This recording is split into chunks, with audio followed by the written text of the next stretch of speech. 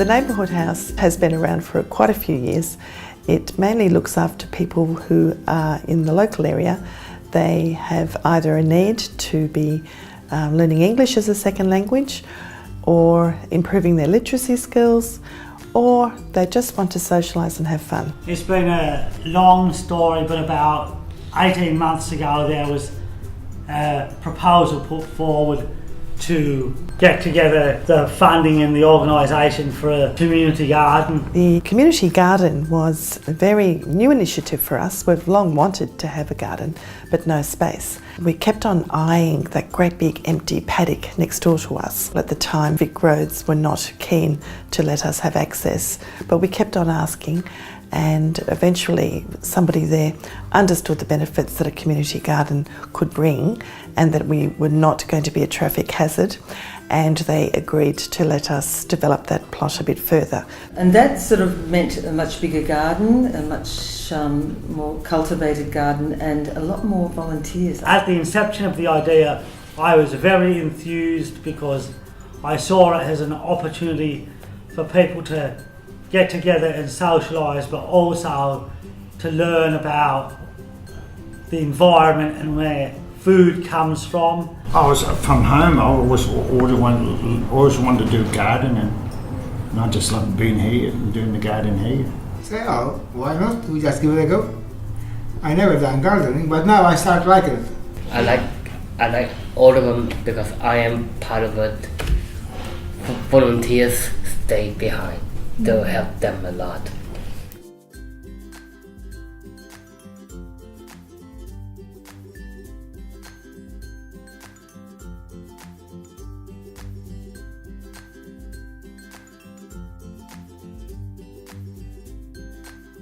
And that's been one of our aims too over the years, to encourage students to be involved in the garden. So first off, of course, we asked the community to meet with us because we had 25 people with 25 different ideas, all of them beautiful, but we needed to try and work out something that could be concrete and going forward. Very much we wanted to have a water sustainability initiative, and that was essential, and we then had to have gardens, watering tanks, improve the roof line because the gutters were old and falling. After we had organised what we thought were the main concrete ideas, we then employed another consultant to draw up a garden design. Yeah, from there I helped redesigning the whole garden. So that design, once finished, was then displayed again for the community to look at, and we asked people to comment on it. And there's been a lot of events. The fundraiser was a major event that we had at the end of the year. It was very much geared around trying to showcase the potential of the garden to the wider community. We also were trying to raise funds because many of the ideas that the students had that we really wanted to engage in the garden required funding that we just didn't have.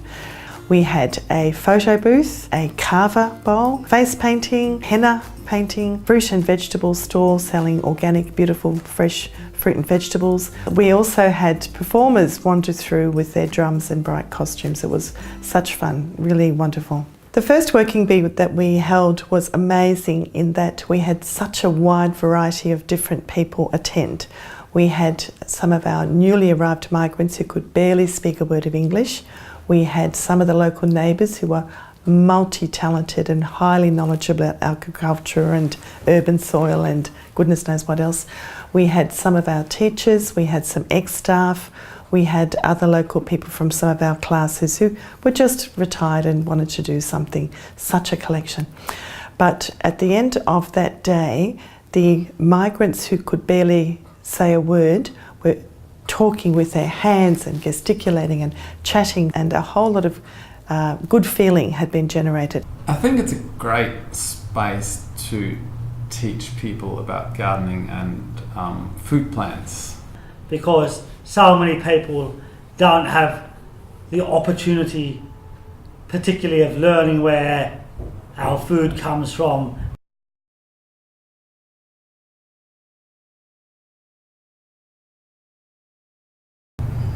Learn different season and about different plants, which year time you plant them. how we treat our soils and how we have beautiful vegetables from that. Different soils. Yeah, have you mixed different soils together? How to cultivate or how to prune or graft and How to grow from the seed. Yeah, I see the tomatoes from little ones now they start grow up. Yeah, it's nice. I love to see something growing in my eye. I look so excited. Yeah, never see in my life near that close to me. The community from the estate housing down the road, they're really taking it on, and they come to the garden, they want seedlings, they want seed, and everything that they have here they start doing at home as well, I understand, which is fantastic. I learn from here. I practice in my blood. Now look very good. One of the other delights we've had over the year has been the partnership with Open Table. This is another community organisation who bring their excess food to the neighbourhood house on the Friday, and then using that food as well as whatever spare food we have in the garden, they create a lovely community lunch for our working bees on the Saturday. It's given people a lot of educational aspects of learning how to cook with produce that they're growing themselves. The students have a way of cooking which often we find out that they've cooked everything for 20 minutes and completely destroyed the nutrients. So we teach them to grow a tomato plant from seed, we watch it develop, we tie it up with a stake, we then get them to pick the tomatoes, chop the tomatoes, cook the tomatoes or not, have them as salad, and we teach them about the nutritional benefits of eating this food raw or very lightly cooked. Also, I'm seeing a lot of new connections happening between people that are attending our lunches, which is really, really lovely. Seeing people bringing their family along to lunch and seeing more and more people wanting to get involved with helping us prepare the food, which is giving them I guess a lot more sense of being involved with their community and meeting their neighbours. What we're passionate about is bringing people together from all walks of life through the experience of food, and I think that works well with the garden producing so much food as well. Like different cultures are involved in gardening, especially in food gardening, because all civilization and cultures have to grow their own food. And so in this way they can connect in the same place, doing the same stuff, finally sharing the food. It's such a wonderful thing to see so many people from so many different cultures sharing their stories and the ingredients they use in their lovely cooking, and just passing time together and making friends and connections with one another. The other benefits to a garden were very much around a connecting tool. We find that where people are connected and not isolated, they're healthier. So if you've got a community development tool like a garden, they can very much develop connections, develop relationships, start to talk to other people about what's happening in their life. That friendliness and friendship has tangible mental health benefits, physical health benefits, and this has been researched, we know it to be true. Be with other people. Before we were only with one person. Here we have so many people, no nice people, no complaint with one or the other one, and it's very nice to see there are good people. Oh yes, I enjoy speaking with people. I do. I like speaking with people here, and I do enjoy the company. I'm here, everybody's company. Have fun and have many people come to work together in the garden. This guy here is my good body friend. Who do me? Everyone have dinner because we have big garden. Before a small one started, now it's bigger. It's very nice. That's the sort of social capital that I really enjoy, and that's the sort of joy that comes from a garden. There isn't any other way to describe it unless you actually experience it, I think. To see the fruits of it in friendship and the sharing of knowledge makes the whole project worth it from its inception. Like, we also have a nice ornamental part for some tranquility after like a long day of school. At the far end of the garden, there is a collection of stones, which I've been calling Stonehenge. And it looks like it's going to become a tranquil point where people can just sit and watch the world go by with this beautiful green garden behind them. So I like to just get out there when I have a moment, Yeah. apart from my hectic schedule here, of just wandering around the garden and looking at what's growing and just enjoying it. It's just a lovely place. I couldn't think of a more wonderful spot on a warm day to gather for a festive celebration than the Carlton Neighbourhood Learning Centre Community Garden, bringing to everyone in Carlton a true sense of the word community. Other benefits to the garden are around engaging more and more people with the neighbourhood house by seeing this activity on the edge of two very busy roads. We've had complete strangers to the house, neighbours in the street, wander in and say, "Hi, what are you doing?" And we've then been able to engage with a different cohort of neighbours and engage their strengths and their skills to the benefit of the agency. So that's been an unexpected benefit. Some of those people have joined the management committee and we are certainly benefiting from their wisdom. What I've noticed is that everybody has their own special favourite thing with the garden. Well, I like setup, and I like make sure perfect look clean and tiny. Cutting, chopping the veggie, and to the kitchen. That is my love. Yeah. I do love what's being planted out there. I love seeing people move around in the garden, doing different things. So you see people digging, planting, talking, and I like the activity that the garden generates. I really enjoy the aspect of incorporating the produce from the garden, that we can go and pick things. It's really exciting for me. See the changes.